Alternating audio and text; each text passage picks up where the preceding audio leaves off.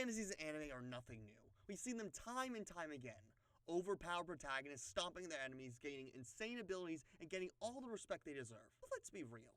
Most of them fall flat. They either lack tension, get repetitive, or feel like self-insert wish fulfillment with no real stakes. That's where solo leveling changes the game.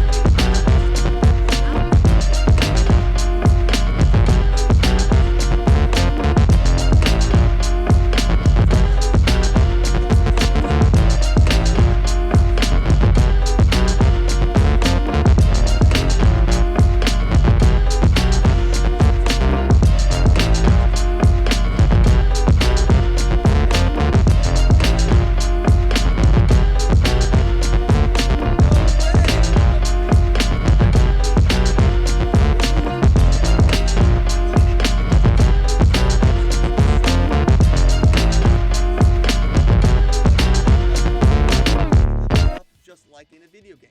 Through leveling up, he grows stronger and unlocks new abilities. He would log in every day and complete his daily mission, which granted him rewards and helped him on his journey in one way or another. I really like how they made daily quests of all things actually useful. Anyone who has played an RPG, MMO, or even gacha games knows how tedious and annoying daily quests can be, but solo leveling found a way to make them worthwhile and rewarding. Like I said previously, a lot of Isekai's issue is that once the protagonist becomes OP, the tension dies. If the MC is never in danger, why should we care about their fights? A lot of Isekai struggle with this. In something like that time I got reincarnated as a shrine, Rimuru is so strong that there's never a real sense of danger. It becomes more about world building than actual fights, which isn't necessarily a bad thing.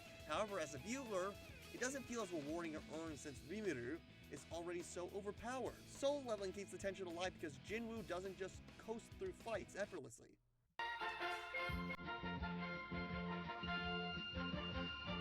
Hey you! I heard you're strong and could be a threat to my kingdom. What made you come all the way from Korea to another world? I wouldn't like to make all your warriors join me in my quest. My army will destroy you, and I won't even have to lift a finger. They're all really strong. Master, it seems this character's aura levels are unmatched, and there is no way of beating him. You have not been aura farming enough. Our kingdom done. I quit. Think you can actually beat me with your army? What was your kingdom called again? Oh yeah, my shadow army already destroyed the place. Yes, he's strong, but the threats keep escalating. He's constantly pushing his limits. Every fight more or less is a double-edged sword. The series keeps throwing bigger and bigger threats at him, making sure his power is never wasted on meaningless fights. which is a problem for many isekai where they usually keep the bigger threats or final boss of the season for the end. Solo Leveling said, screw that noise, we're going to make every fight jam-packed and hype from the get-go. Let's be honest here, Solo Leveling's fights just look better than most isekai battles. The animation is smooth, the impact hits hard, and the art direction is straight up fire. Unlike some isekai where the battles rely on stiff CGI or lazy animation, Solo Leveling goes all out. The power-ups, the insane shadow army summons, the boss fights, everything is animated to make you feel the hype. It's not just about Jin-Woo winning, it's about making every moment feel cinematic. And speaking of the hype, let's talk about the shadow army. Most OP protagonists are usually surrounded by allies or a harem, but all Jin-Woo needs are his hands and ability. So what's the story of Solo Leveling about? Well, this video will focus on the anime since I haven't read the Solo Leveling webcomic. At the start, the story follows Jin-Woo as he struggles to make enough money to take care of his sister and find a cure for his mother, who's trapped in eternal sleep. That feels like a more grounded and relatable goal compared to something like becoming the ruler of a nation. You actually want to root for Jin-Woo, watch him grow stronger, and see him succeed in his mission to save his mother. You feel attached to his character and struggles. Most isekai are boring. The plot usually goes nowhere, and it's more so about the character enjoying the luxury of being in another world, starting a new life there. But Soul Leveling avoids this problem by keeping the story engaging. There are actual mysteries that keep you invested. Why was Jin-Woo chosen? What's the deal with the system? Who are the true enemies pulling the strings? Even outside the fights, the world of Soul Leveling is well built and interesting. You have rival hunters like the S-Ranks who are all strong in their own right, but still piss their pants after seeing Jin-Woo's shadow army. There are also hunters who are evil, of course, and they take advantage of lower ranked parties so they can end them.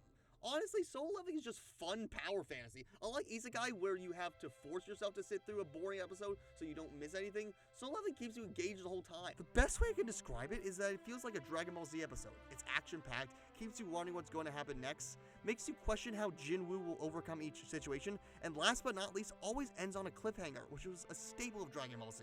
Until now. At last, the beastly power has been harnessed. Gohan has awoken. They should make you feel hyped when the MC dominates. They should make you want to see them flex on enemies and break their limits. Soul Leveling nails this balance. It gives an overpowered MC, but it makes the journey satisfying. It gives us insane battles, but they actually feel like they have weight. It gives us hype, but not at the expense of story or stakes. So if you're tired of boring, uninspired OP protagonists in Isekai, Soul Leveling is the power fantasy you need to watch. It's hype, it's engaging, and most importantly, it's actually fun. But what do you think? Does Soul Leveling do power fantasy better than most Isekai? Or do you think another series tops it? Let me know in the comments below. Like and subscribe. Bye, Gold. Bye!